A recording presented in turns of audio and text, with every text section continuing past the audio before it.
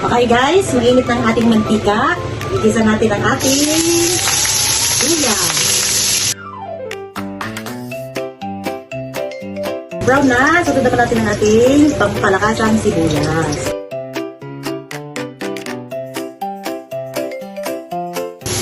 Para healthy, olive yung mantika natin.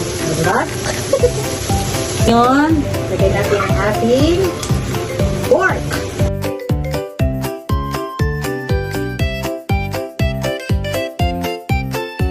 Guys, nilagyan ko na ng suka konti at saka toyo.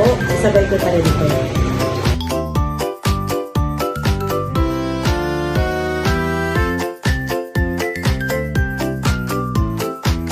Guys, malambot na ang ating karne. Ito, lagay naman natin ang ating gulay. At, dami naming gulay. Ang dami si Bang, malakas kumain ng gulay.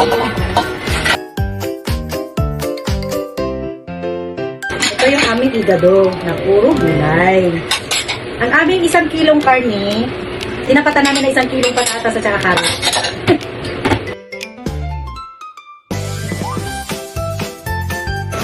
Yan, para marap.